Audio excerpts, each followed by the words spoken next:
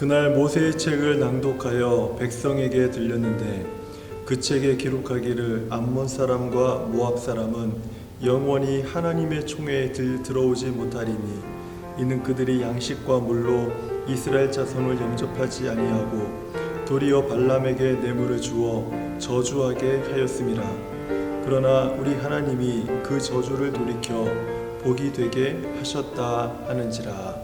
아멘. 이정훈 교수라는 분이 있습니다. 울산대학교 사회과학부 법학과 교수로 재직 중에 있고요. L정책연구원의 대표로 활동하고 있는 분입니다. 이분은 이 땅의 교회가 사라질 때까지 자신의 인생을 헌신했다가 예수님을 영접하고 회심한 후에 이제 위기에 놓인 교회를 지키기 위해서 자신의 신념을 이제 외치고 있는 분입니다.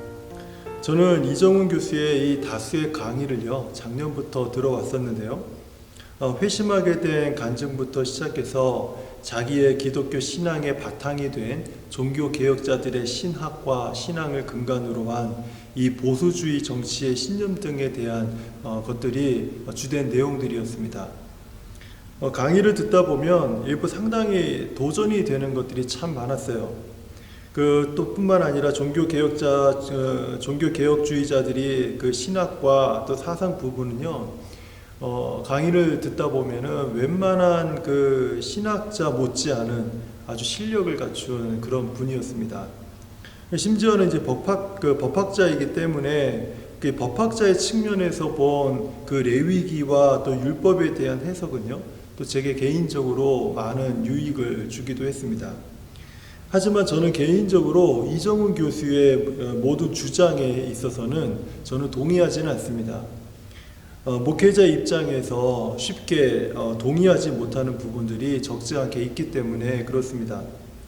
그럼에도 제가 오늘 이 시간에 이정훈 교수를 언급하는 이유는 최근 교회와 성도들이 이정훈 교수로부터 이것은 반드시 배웠으면 좋겠다 이렇게 생각되는 것이 있었기 때문에 제가 언급하게 된 것입니다. 제가 이정훈 교수로부터 우리가 좀 반드시 배웠으면 좋겠다 이렇게 생각한 것이 무엇이냐면 의식에 관한 것입니다. 의식이라는 것은 우리가 잘 알듯이 역사를 되돌아보거나 또는 사회적 현상들을 바라보면서 개인의 견해와 사상을 갖는 것을 우리가 의식이 있다 또는 의식이 없다 이렇게 말하지 않습니까? 작금의 이 교회와 성도는요, 정말 의식이 좀 깨어나서 성경으로 돌아가고자 하는 그런 어떤 몸부림이 있어야 되는 시기라고 저는 생각이 듭니다. 신앙의 본질로 돌아가야 되고 또 순수한 복음으로 우리의 의식이 깨어나서 돌아가야 되는 시기가 지금 이 시대가 아닌가 하는 그런 생각이 참 많이 들기 때문입니다. 이 의식과 관련해서 제가 좀 이 의식이 왜 중요한지를 제가 잠깐 좀 예를 좀 들어드리겠습니다. 한국에서 1980년대를 보낸 분들은요, 우리의 선배들이 이 주체 사상에 몰두되어 가지고 대학교에서 막 당시에 막 사회와 정부에 대항하는 그 데모를 거의 매일같이 했던 것들을 아마 기억하실 것입니다. 저희 집이 서대문구 홍은동에 있었는데 신촌 그쪽으로 나오게 버스 타고 나올 쯤만 되면은 항상 체류탄 가스가 그쪽에 자욱해 있었고 항상 데모하는 소리 막 그 돌 날라다니는 어떤 소리들 이런 것들로 항상 시끄러웠던 거를 제가 기억합니다. 당시에 이런 분위기를 따라서 또 기독교 청년들 안에서는요, 민중신학 또는 해방신학이라고 하는 이 신학적 사상이 젊은이들을 막 끌고 가고 있었습니다. 그래서 이런 어떤 사회 참여라든지 사회 대중운동이라든지 이런 쪽에 포커싱이 된 이런 신학 사상을 통해서 많은 기독 젊은이들이 여기에 매료되어서 우리도 이 사회 참여를 해야 된다 하는 어떤 민중운동을 일으켜야 된다라고 하는 그런 사상에 많은 청년들이 매료되었습니다. 의식이라는 것은 바로 이런 것입니다. 어떠한 사상이든 어떠한 견해든 간에 그것에 내가 몰입되거나 그것에 빠지게 되면 그것에 관련된 의식이 깨어지게 되고, 그리고 의식이 깨어지면은 우리는 무엇인가 몰두하거나 미친 듯이 그것을 향해서 자신의 삶을 헌신하고 달려가는 그런 모습을 보게 된다라는 거예요. 1980년대 교회를 보면 그 별반 다르지 않습니다. 그 당시에는요, 제자 훈련이 성도들의 의식을 막 일깨우고 있었던 시기였습니다. 그래서 1980년도에는요, 너도 나도 뭐 그냥 다 제자 훈련을 하는 그런 분위기에 휩싸여 있었습니다. 뭐 심지어는 대학교에서는 대학교 선교단체들이 앞장서서 제자 훈련에 힘쓰고 있었고요. 또 교회는 교회대로 그것을 쫓아가려고 부단히 애를 쓰던 시대가 1980년도 그 당시의 시대였습니다. 제자 훈련은 한국 교회 부흥에 그래서 결국은 엔진을 달았고요. 그것을 통해서 한국 교회가 부흥하고 도약하는 데 아주 큰 역할을 했던 건 틀림없는 사실입니다. 하지만 안타까운 것은 무엇이냐면 제자 훈련의 본질을 잃어버리고 예수님의 제자를 훈련을 시켜야 되는데 자꾸 목사님의 제자를 훈련을 시킨다든지 아니면 교회 일꾼을 삼는 그런 목적으로 제자 훈련이 시행되다 보니까 이게 예수님의 제자들이 배출되는 것이 아니라 교회 일꾼들, 어떻게 하면 교회에 좀 더 많은 봉사자들을 확보할 수 있을까라고 하는 그런 관점에서 제자 훈련이 좀 치우치게 되는 그런 안타까운 모습을 갖게 되었습니다.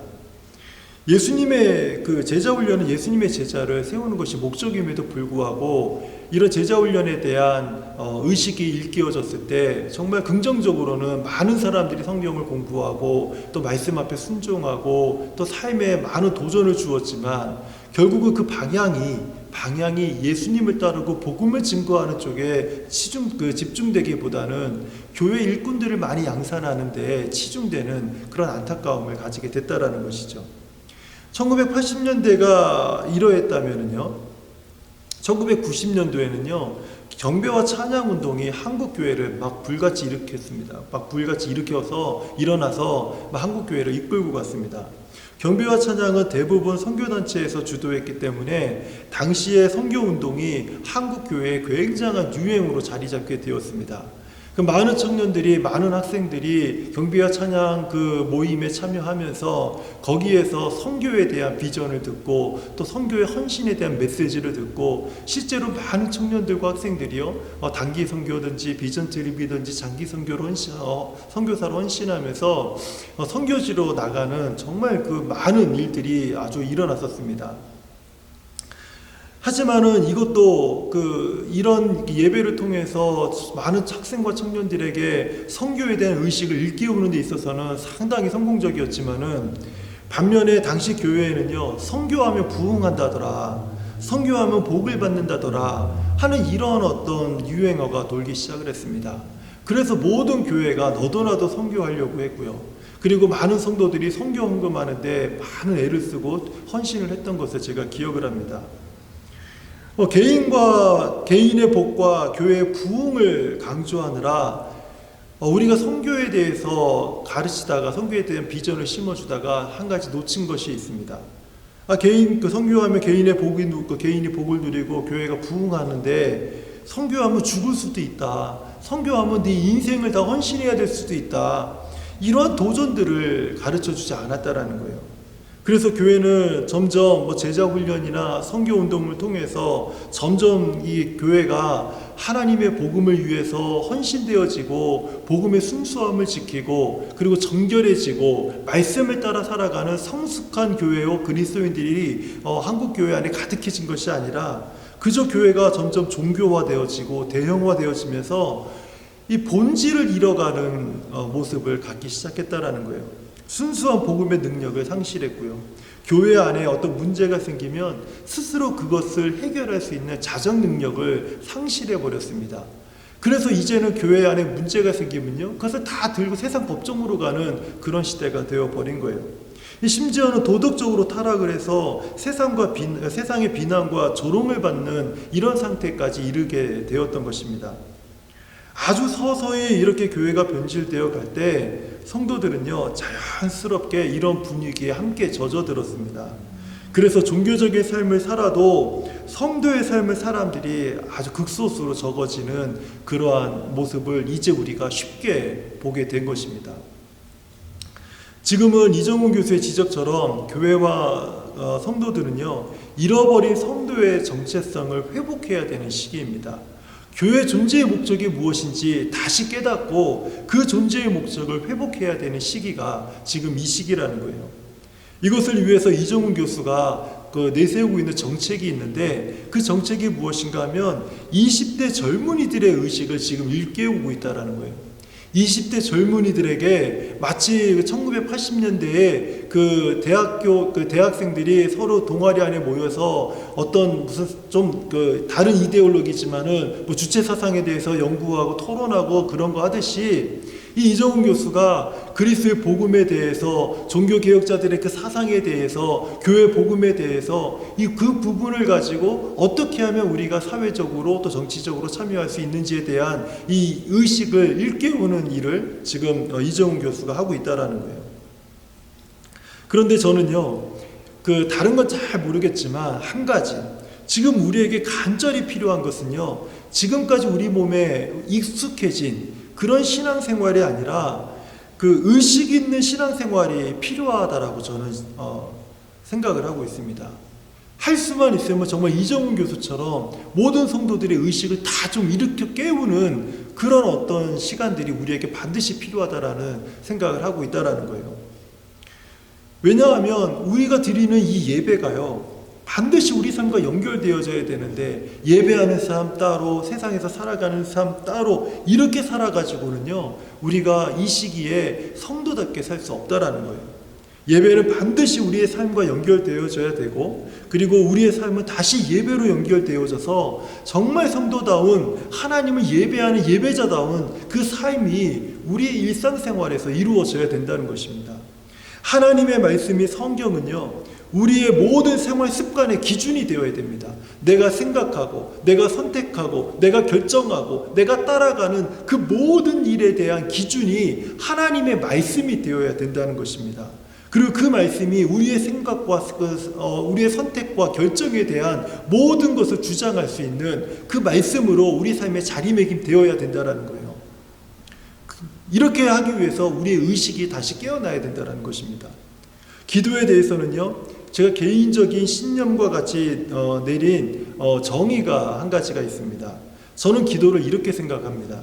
기도는 하나님의 말씀과 뜻에 순종하기 위해서 하는 것이 기도라는 거예요. 우리가 기도하는데, 기도할 때마다 하나님이 내 안에 주신 마음과 하나님이 내 안에 깨닫게 하신 말씀들에 내가 원하든 원치 않든 상관없이 그 말씀이 내 가슴을 울리고 내 삶을 울리면 그 말씀에 순종하기 위해서 우리가 기도해야 된다는 거예요. 저는 우리의 바람과 소원과 필요를 위해서 기도하는 것이 잘못됐습니다, 이렇게 말하는 것이 아닙니다. 우리가 이렇게 기도한다 할지라도 예수님처럼 그러나 나의 뜻대로 마시옵고 아버지의 뜻이 이루어지기를 원합니다, 이러한 기도하는 마음이 우리들에게 있어야 된다는 거예요. 이렇게 기도하는 사람들은 하나님이 내 안에 주시는 그 마음을 따라 순종하는 결단과 의지를 갖게 된다는 것입니다. 이러한 순종의 기도는요, 우리의 의식을 일깨워서 우리로 하여금 다시 말씀으로 돌아가게 하고요, 순수한 복음으로 돌아가게 합니다. 그리고 신앙의 본질적인 삶을 살아가게 만든다는 거예요. 그렇기 때문에 기도하는 삶이 우리에게 상당히 중요하다는 것입니다. 이런 것을 대표적으로 잘 보여주는 사람이 제가 오늘까지 3번에 걸쳐서 말씀을 드리고 있는 이 느헤미야가 아주 대표적인 사람입니다. 느헤미야는 3차 포로 귀환을 이끈 리더였잖아요. 그가 예루살렘으로 돌아와서 한 일은 무엇인가 하면요, 무너진 성벽을 재건하는 일이었습니다. 하지만 도비아나 산발락과 같은 이런 나쁜 사람들이 이 일을 심하게 방해하면서 백성들을 두렵게 만들었고, 심지어는 느헤미야를 암살하려고 하는 음모까지 꾸몄습니다. 이러한 방해와 위협 속에서 느헤미야가 선택했던 것은 무엇이냐면요, 제가 지난주에 말씀드린 것처럼 찰나의 기도였습니다. 순간순간마다 하나님 앞에 기도하면서 느헤미야는 하나님의 지혜를 구했고, 그리고 용기를 구했습니다. 그리고 백성들을 하나님의 말씀으로 다독였습니다. 순간순간 우리가 급하게 선택해야 될 것이 있고 급하게 결정해야 될 것이 있을 때, 그때마다 느헤미야는요, 자신의 삶의 현장에서 찰나의 기도를 하나님 앞에 올려드리면서 하나님, 이 상황에 대해서 저 악한 자들의 행위를 보시고 나를 지켜주십시오, 이런 기도를 순간순간적으로 느헤미야는 기도하면서 하나님의 뜻을 따라서 살았다라는 것입니다. 여러분, 성벽을 재건하는 일이 얼마나 힘든 일입니까? 하지만 온 백성들이 이 모든 방해와 위협을 감수하면서 성벽 재건에 힘을 썼습니다.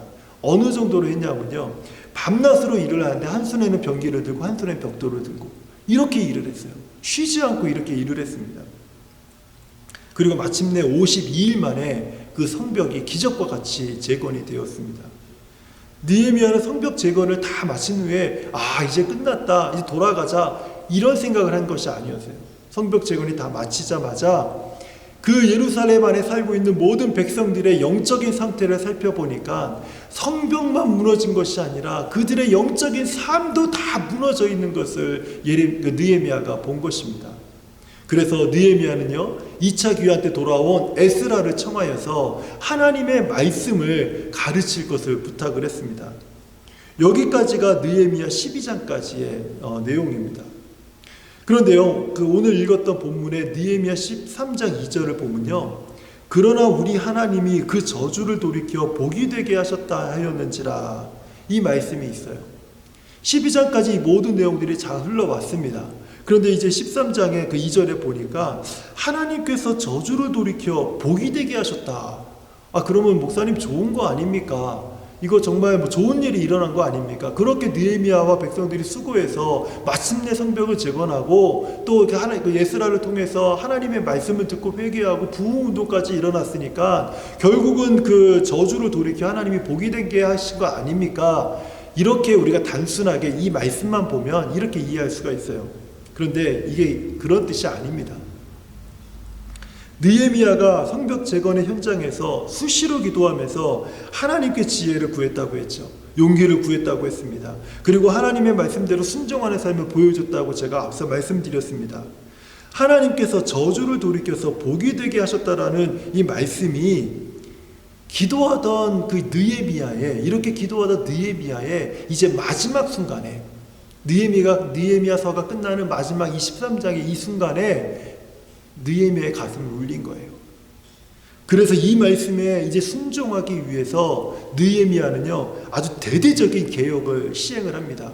어떻게 보면 성벽을 재건하는 것보다 더 힘든 개혁을요, 느헤미야가 이제 실행에 옮기는 것입니다. 예루살렘 백성들 가운데 아주 무분별하게 이방인들과 섞여 사는 사람들이 있었습니다. 가족을 이루어서 사는 사람들이 있었어요. 이러한 사람들에게 이제는 그 이방인들, 그 중에서 이방인들을 다 골라내서 다 쫓아내버리는 그런 개혁을 단행하기 시작을 했습니다. 그리고 성전의 일부를 개인적인 용도로 사용하는 사람들이 있었어요. 그 사람들의 물건을요, 다 내다버리고 그 사람을 쫓아내버렸습니다. 그리고 레위 사람들에게 백성들이 생활비를 제공하지 않아서 다 레위 사람들이 각자 먹고 사는 게 어려워서 그래서 각자 일하는 곳으로 다 돌아가 버렸습니다. 그 레위 사람들을 다 불러다가 원래의 자리로 다 돌려놓고 생활비를 제공하도록, 백성들이 생활비를 제공하도록 그렇게 만들었어요. 그리고 안식에 예루살렘 성에서 장사하는 사람들을요 다 몰아내고, 이제 그래도 이 장사하는 이방인들이 자꾸 예루살렘 성 안으로 들어오니까 아예 안식일에는 성문을 닫아버리고요. 그것도 그 성문을 닫아버리니까 그 문 앞에서 자는 또 다른 어떤 상인들이 있으니까 느헤미야가 쫓아가서 한 번만 더 이러면 내가 너를 잡아서 오게 가두겠다고 엄포를 놓으니까 그제서야 그때부터 안식일에 장사하는 사람의 발길이 끊기게 되었습니다. 또 심지어는요, 백성들의 자녀 중에서 그 이방 나라 사람들의 말은 잘하는데 정작 하나님의 말씀이 기록된, 그 토라의 말씀이 기록된 히브리 말을 전혀 배우지 못한 자녀들이 있다라는 것을 느헤미야가 알게 된 겁니다. 그러니까 완전히 신앙 교육이 잘못됐다라는 거예요. 그래서 그런 자녀들의 부모들을 다 불러다 놓고요, 그 자리에서 책망을 하고요, 심지어 때리기까지 하고 그들의 머리털을 다 뜯어 뽑아버렸어요. 이 얼마나 이거 아주 대단한, 정말 과격한 행동 아닙니까? 머리털까지 다 뜯어서 뽑아버릴 정도로 느헤미야가 분노를 했습니다. 왜냐하면 다음 세대의 아이들의 신앙 교육에 실패했다라는 것을 너무너무 그 사실을 알고 나서 분노했기 때문에 그래요. 느헤미야는요, 기도 중에 하나님이 주신 마음에 순종했고 자신의 삶뿐 아니라 백성들에게까지도 아주 단호한 개혁을 시행했던 것입니다. 왜 그 느헤미야가 왜 이렇게 할 수 있었을까요? 그리고 왜 이렇게까지 해야 됐을까요? 느헤미야에게는요, 의식이 있었기 때문에 그래요. 하나님의 말씀대로 살아야 된다라고 하는 그 강력한 의식이 느헤미야를 주장하고 있었기 때문에 그렇습니다. 그냥 원래 신앙생활 하던 대로 그냥 느슨하게 신앙생활하고 좋은 게 좋은 거라고 살아가는 그런 사람, 그런 어떤 모습으로 느헤미야가 살았던 것이 아니라는 거예요. 느헤미야는 기도했고, 기도할 때마다 하나님이 주신 마음에 탄식했고, 그리고 하나님이 주신 마음에 순종하기로 결단했고, 그 의지를 따라서 하나님이 주신 모든 말씀에 순종하는 그 모습을요, 자신의 삶의 현장에서 보여준 아주 대표적인 사람이 바로 느헤미야였습니다. 그래서 느헤미야는요, 이 모든 일이 끝난 후에 마지막에 이렇게 기도를 합니다. 그 13장 29절부터 보면, 내 하나님이여, 그들이 제사장의 직분을 더럽히고 제사장의 직분과 레위 사람에 대한 언약을 어겼사오니 그들을 기억하옵소서. 내가 이와 같이 그들에게 이방 사람을 떠나가게 하여 그들을 깨끗하게 하고, 또 제사장과 레위 사람의 반열을 세워 각각 자기의 일을 맡기고, 또한 정한 기한에 나무와 처음 익은 것을 드리게 하였사오니 내 하나님이여 나를 기억하사 복을 주옵소서. 느헤미야는 마지막에 내가 기도하는 가운데 하나님이 내게 주신 모든 마음들에 순종했사오니 하나님 내게는 복을 주시옵소서, 나를 지켜주시옵소서, 이 기도를 하나님 앞에 마지막에 올려드린 겁니다. 사랑하는 성도님들, 기도는요, 말씀에 순종하는 것이 기도입니다. 내가 바라고 원하는 것만 하나님께 알려드리고 그 기도의 자리를 떠나는 것이 기도가 아니라, 기도는 내가 하나님 앞에 내가 원하고 내가 바라고 소원하는 것을 다 아련다 할지라도 나의 기도에 하나님의 말씀과 하나님의 마음을 듣고 하나님의 뜻을 따라 순종하겠습니다 다짐하는 것이 기도라는 거예요. 우리의 의식을 일깨워서 우리의 삶의 죄악된 요소들, 잘못된 습관들, 본질에서 벗어나는 신앙생활들을 개혁하게 만드는 것이 기도하는 이유라는 거예요. 오늘도 주의 백성아 기도하라, 이 기도 모임을 통해서 우리의 기도에 기꺼이 순종하기를 다짐하고, 그리고 성도다운 삶을 살아내기 위해서 우리가 주님을 의지할 때 하나님께서 저주를 돌이켜 복이 되게 하시는 삶을 우리에게 허락하시리라고 믿습니다. 사랑하는 성도님들, 오늘 이 시간에도 우리가 함께 기도하면서 느헤미야의 마음을 가지고 우리가 함께 기도하면서 하나님의 복을 마침내 누리는 저와 우리 모든 성도님들 되시기를 주님의 이름으로 축원드립니다.